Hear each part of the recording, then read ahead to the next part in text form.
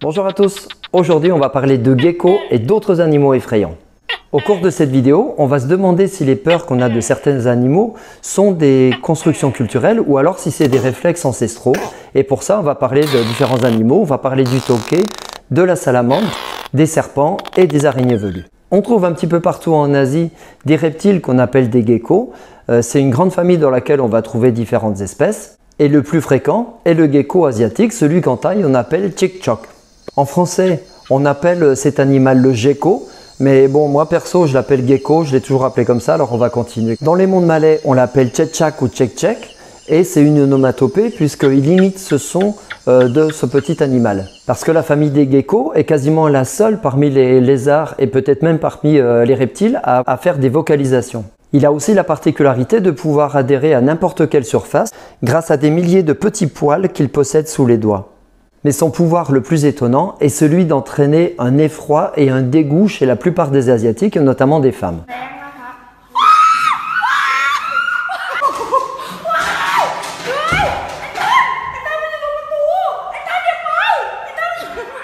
On lui reprocherait son aspect mou, ses yeux globuleux et ses pouvoirs plus ou moins auspicieux. En Thaïlande, quand on quitte la maison et qu'un gecko est en train de chanter, c'est un mauvais présage. Et beaucoup de Thaïs vont respecter cette croyance. Et le problème, c'est que ces geckos se trouvent beaucoup à l'intérieur des habitations qui leur procurent nourriture et protection contre les prédateurs. Alors il existe tout un tas de croyances qui tournent autour de cet animal, suivant les régions, les aires culturelles, suivant le nombre de cris qu'il pousse ou l'endroit où il va tomber, des signes qui portent chance ou pas, mais partout où il vit, il est chargé de sens. En Thaïlande, on lui reconnaît son utilité pour éliminer les insectes nuisibles, mais la hantise est de le voir tomber sur soi. Et malgré ses dons de grimpeur, j'ai souvent été témoin des chutes de geckos.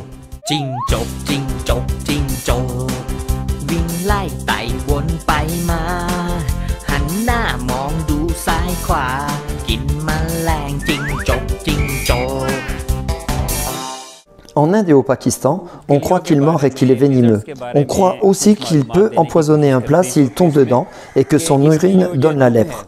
Cette idée d'un animal toxique et venimeux est très répandue, y compris dans les zones où cet animal a été exporté, où c'est devenu une espèce invasive, comme on va le trouver au Mali par exemple ou aux Comores. Cette association entre les maladies de peau et les geckos vient peut-être d'une espèce qu'on trouve dans le monde méditerranéen, qu'on appelle les tarantes, et qui a une peau un peu verruqueuse. On le trouve dans le sud de la France, et là où j'habitais à Antibes, il y avait 2 individus dans un placard à l'extérieur. Et dans toute la région méditerranéenne, il a mauvaise réputation. Son nom tarente est certainement associé à la tarentule. En portugais, on l'appelle osga, et on le croit vecteur de maladies de peau. En catalan, on l'appelle drago, et salamanquesa en espagnol. Et là aussi, on croit qu'il est venimeux, qu'il crache du venin. Bref, tout ça est faux, mais très bien ancré dans les cultures locales. Et là, dans le mot espagnol, on voit qu'il y a un lien avec la salamandre, qui est une espèce qui est totalement différente de celle des geckos. Mais on la croyait capable de résister au feu et même de l'éteindre en crachant des gouttes d'eau. François Ier en avait fait son symbole, comme on peut le voir au château de Chambord ainsi qu'à Blois. Là, elle va prendre une valeur positive puisque c'est un animal qui est capable de résister au feu. Et on va retrouver le gecko associé au feu dans différentes traditions, dont la tradition islamique. Les hadiths sont des faits et dires du prophète Mohammed qui ont été compilés longtemps après sa mort. Et les spécialistes les classent en propos plus ou moins fiables, voire douteux. Et on trouve plusieurs hadiths où le prophète Mohammed conseille de tuer les geckos. Ce conseil remonte à un récit coranique. Dans cette histoire, Abraham, qu'on appelle Ibrahim en arabe, détruit les idoles de la Mecque et Nimrod, le roi de Babylone, le condamne au bûcher. Il va survivre miraculeusement à cette condamnation et le hadith nous dit que les animaux s'allient pour essayer d'éteindre le feu et que seul le gecko souffle dessus pour l'attiser. Mais le Coran ne fait pas mention de cette histoire de gecko, c'est pour ça qu'on pense que ce hadith est douteux. Et personnellement, j'ai jamais vu d'inimitié entre les musulmans et les geckos partout où j'ai vécu. Alors que ce soit positivement ou négativement, le gecko est porteur de sens et sa symbolique va beaucoup varier d'une ère culturelle à l'autre. Comme la plupart des lézards, le gecko a la capacité de pouvoir se séparer de sa queue et normalement elle repousse. Mais il arrive qu'à travers une aberration chromosomique, elle repousse de façon aberrante avec une queue fourchue. Et en Thaïlande, ce gecko particulier va prendre une force symbolique qu'on va notamment retrouver dans le monde des tatouages et des talismans. Et là, il va prendre une valeur positive et même une valeur de chance. Donc on va rechercher ces geckos à la queue fourchue. Donc on voit qu'un petit peu partout, le gecko inspire méfiance et rejet. Et on trouve toute une gamme de produits qui sont destinés à repousser, voire à tuer les geckos. Donc ce gecko est tout petit, mais en Asie du Sud-Est, il a un cousin qui est beaucoup plus gros et qui s'appelle le tokay. Et lui, il a tout pour faire peur. Il est gros, il est bleu-violet avec des taches orangées, il se défend s'il se sent en danger et sa morsure est ferme et douloureuse.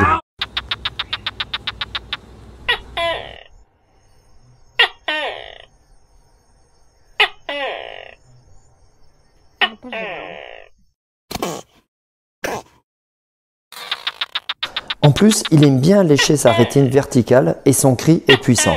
Et je dois avouer que moi aussi, la première fois que j'en ai vu un en Thaïlande dans la salle de bain d'un hôtel, j'ai un petit peu halluciné face à cet animal duquel j'avais jamais entendu parler.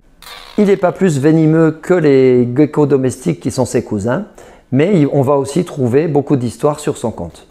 Son nom tokay est une imitation de son cri et c'est comme ça qu'on le connaît dans de nombreuses langues asiatiques, notamment dans le thaï tokay duquel on tire ce nom. Plusieurs comptines racontent les histoires de tokay, mais une en particulier entretient la crainte des Thaïs pour cet animal. Dans cette berceuse, la maman essaie de faire dormir son enfant, elle finit par le menacer. Si tu ne dors pas, le tokay va venir te manger le foie. Alors je ne suis pas sûr que cette menace soit vraiment efficace pour faire dormir les enfants, mais elle fait référence à une autre histoire qui associe le tokay et le foie. Les geckos et les tokays sont prédatés par des serpents, notamment par le Golden Tree Snake qui est une espèce de couleuvre. Et quand cette couleuvre ne peut pas manger le tokay qui est trop gros pour elle, elle l'enserre jusqu'à lui faire régurgiter la proie qu'il avait capturée.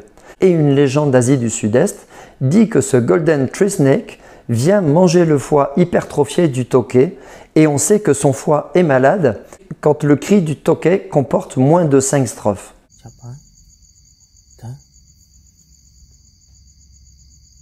No.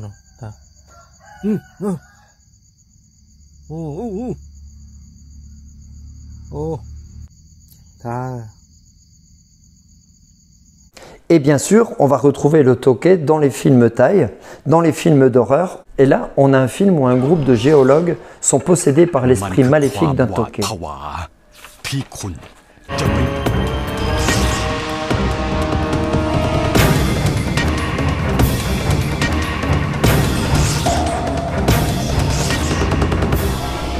Alors ce tokay inspire la frayeur chez nombre d'Asiatiques, mais ça ne va pas être le cas pour tout le monde. Dernièrement, je suis allé acheter ces deux geckos dans un magasin genre farce et attrape. On les trouve en association avec des cafards, bref des animaux qui font peur. J'en ai profité pour demander aux vendeuses des stands autour si elles avaient peur de ces animaux. Et quand j'ai parlé du tokay, une vendeuse m'a dit « Moi j'en ai pas peur parce que je les mange ». Et elle me dit, je viens d'Isan. Les Lao de l'Isan sont réputés pour manger tout un tas de choses, y compris des tokays. Et on peut en trouver sur les marchés de cette région de Thaïlande. Mais cette habitude ne serait pas trop dommageable pour l'espèce si la médecine chinoise ne venait pas s'en mêler. Et là, le tokay et ses organes sont supposés lutter contre le sida, le cancer, l'asthme et évidemment contre l'impuissance masculine. Ce marché est devenu tellement fructueux dans les pays d'Asie que le tokay est devenu une espèce en voie de disparition dans certaines régions, comme c'est le cas par exemple aux Philippines. Et là, comme dans la plupart des pays asiatiques, aujourd'hui sa commercialisation est réglementée. Mais ça reste un animal qui est vulnérable. Là-dessus vient s'ajouter la mode des animaux de compagnie et le trafic qui va avec contribue à la mise en danger de l'espèce.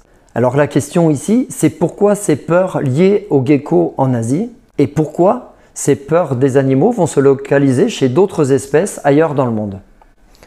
Le linguiste Stuart Jay, que je vous invite à suivre sur YouTube, pose la question à une Thaï. Et elle dit bien qu'elle craint les geckos, mais pas les serpents et les araignées, alors que ces deux animaux terrifient nombre d'occidentales et d'occidentaux. Why are Thais, many Thais, so petrified, and generally women, of tinto, geckos? You have a morbid fear of geckos. I can't explain why. But like if you saw a snake, if you saw a cockroach, I can pet it. The like, snake. I can pick it. Yeah. I can, Spiders? Yeah, no, Cockroaches? no problem. I can But pick it up and throw it to the trash, not a problem. La réponse classique des gens à cette question va être liée à la dangerosité supposée de ces animaux. On pense en Occident que les serpents et les araignées sont des animaux dangereux. Mais bon, que ça soit en France, en Belgique ou en Suisse, on n'a qu'une seule espèce de serpent qui est vraiment dangereux, qui est la vipère. Et encore, le nombre de morts qu'elle va faire par an est vraiment ridicule. Alors on ne va pas faire toute la symbolique des serpents aujourd'hui, j'y reviendrai certainement dans une autre vidéo, mais je peux témoigner que même dans les pays où il y a des espèces de serpents qui sont réellement dangereuses, les gens vont apprendre à se méfier d'eux puisque c'est des animaux qui peuvent vraiment porter atteinte à leur santé, mais ils vont développer que rarement des phobies. Et c'est à peu près la même chose pour les araignées. En France, on n'a qu'une dizaine d'espèces sur les 1700 sortes d'araignées présentes sur le territoire qui ont la capacité de mordre et d'envenimer un être humain. Et une ou deux espèces méridionales seules sont capables de provoquer une réaction significative. Et en plus, on les trouve dans des zones qui sont rarement fréquentées par les êtres humains, dans des sous-bois. On a des espèces de tarentules qui vont vivre dans des terriers où elles vont faire une petite toile à l'intérieur du terrier, mais on est très rarement en contact avec elles. Et même en les manipulant, il est très difficile de se faire mordre par une araignée. Sa morsure sert à immobiliser et à liquéfier l'intérieur de ses proies.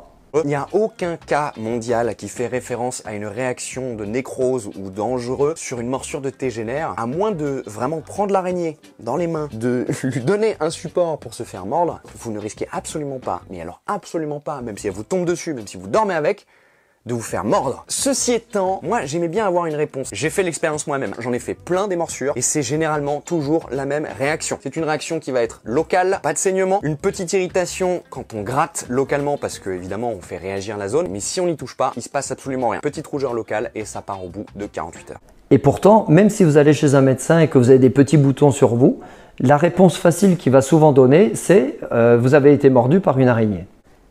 Et là, c'est un petit peu dramatique que la science et notamment la médecine continuent de conforter ces peurs. Alors pourquoi de telles peurs face à des animaux qui sont si peu dangereux en Occident? Pour comprendre les comportements des êtres humains, on peut faire appel à l'histoire, à la sociologie, à l'anthropologie, donc ça c'est les champs desquels je viens, mais on peut aussi bien évidemment faire appel à la psychologie. Et c'est une discipline qui est trop souvent peu intégrée dans les recherches en sciences sociales. On sait et on vient de voir que la plupart des peurs des animaux sont culturellement construites, mais les tests qu'on peut faire sur des bébés qui ne sont pas encore socialisés montrent que certaines peurs sont inscrites profondément dans notre cerveau. Une étude a été faite sur des bébés de moins de 6 mois auxquels on montrait des images de serpents et de poissons, de fleurs et d'araignées en mesurant la dilatation de la pupille et l'accélération du rythme cardiaque. Les chercheurs ont pu mettre en évidence une peur innée pour les serpents et les araignées, une empreinte psychologique qui serait présente dans notre cerveau depuis nos lointaines origines. Ceci expliquerait le peu de représentations positives qu'on a des serpents et des araignées, notamment dans les sociétés occidentales, et il n'y a guère que Spider-Man qui fait exception. D'ailleurs, il serait intéressant de demander à des personnes arachnophobes si elles supportent de visionner les histoires de ce super-héros. En Asie, les constructions symboliques autour du serpent sont très nombreuses. Elles viennent peut-être atténuer cette peur innée que les êtres humains ont des serpents. Dans l'hindouisme, le serpent accompagne et protège des divinités telles que Shiva ou son fils Ganesh. Et dans le bouddhisme, le serpent Naga vient protéger le Bouddha, alors que dans les cultes monothéistes au Moyen-Orient, le serpent joue le rôle du mal, une incarnation du démon. Au Kerala, j'ai pu voir des cérémonies qui mettent en scène l'image du serpent, avec des mandalas de poudre de couleur tracés au sol que des officiantes et officiants viennent finalement détruire après une séance de possession, un moment où l'esprit du serpent prend le contrôle de la personne. Ici, on peut voir un homme, un Velichapato, possédé par l'esprit du serpent, bientôt suivi par une enfant qui va terminer la destruction du calame.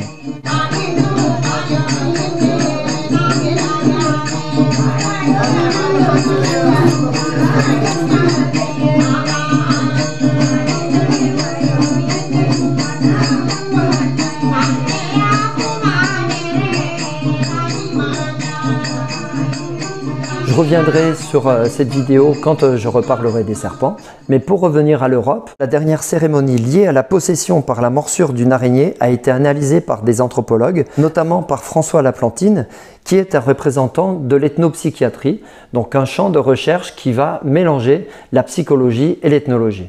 Dans le sud de l'Italie et notamment dans les Pouilles, il existe une danse thérapeutique, une danse qui permet à la victime de la morsure d'une araignée de guérir. À la guérison de la morsure de la tarentule. À l'araignée mythique qui pique et émiette le poison capable d'entraîner bientôt la victime à la folie et à des crises et aux besoins immédiats de soins physiques. Et l'araignée mise en cause dans cette région est une tarentule impressionnante mais dont le venin n'est pas dangereux. Il y a certainement eu confusion avec le lactrodecte, qu'on appelle aussi la veuve noire de Méditerranée, dont la morsure est toxique et douloureuse, mais rarement mortelle. Une tradition de danse du sud de l'Italie est née de ce rituel, c'est ce qu'on appelle la tarentelle.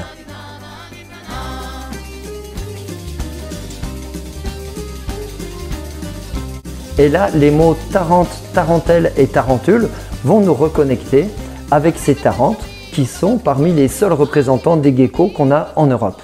Voilà, nos peurs innées ou culturelles des animaux nous gouvernent, mais la science et le savoir nous offrent une porte de sortie. Merci d'avoir regardé cette vidéo. Je vous incite à chercher un peu plus sur ces animaux qui sont fascinants et je vous dis à bientôt pour un autre sujet.